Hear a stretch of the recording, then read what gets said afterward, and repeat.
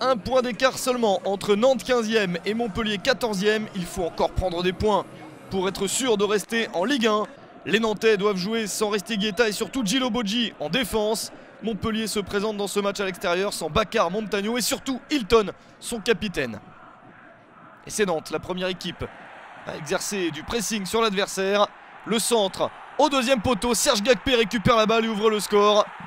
Super début de match pour les Canaries, 3 minutes suffisent pour mener 1-0.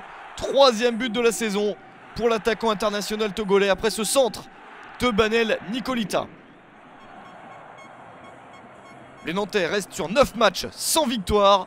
Il n'y a eu qu'un succès sur les 12 dernières rencontres.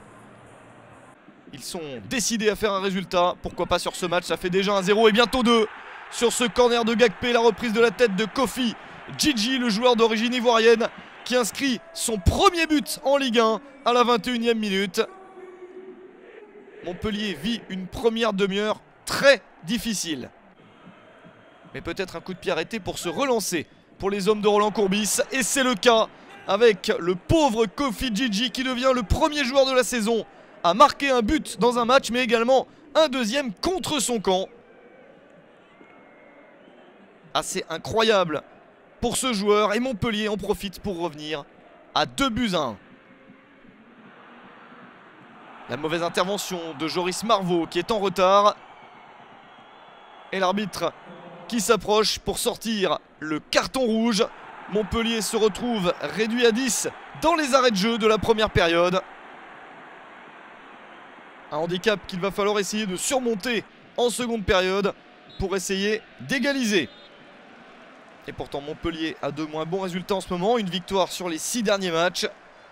Vu la configuration de cette partie, un match nul serait assez intéressant. La seconde période et Roland Courbis qui s'inquiète pour sa formation. D'autant plus que les Nantais continuent à attaquer. Attention à ce tacle de Daniel Congré. L'arbitre désigne le point de pénalty et sort le carton rouge. Deuxième carton rouge du match. Les Montpelliérains vont devoir finir à 9 contre 11. Et la chance est donnée à Itai Schechter, l'attaquant international israélien, de marquer le troisième but. C'est sauvé par Geoffrey Jourdain. Au passage, on note que Montpellier a pris son 13e carton rouge de la saison. C'est 7 de plus que n'importe quelle autre équipe de Ligue 1. Coup franc de la dernière chance pour Montpellier. Siaka Tiéné, c'est sur la barre transversale. La deuxième reprise, Benjamin Stamboulis est au-dessus. Incroyable occasion pour l'international ivoirien. L'ancien joueur du Paris Saint-Germain n'a pas eu de réussite. Montpellier s'est accroché mais n'a pas réussi à marquer ce deuxième but. Et c'est au bout du suspense que Nantes remporte ce match sur le score de 2-1.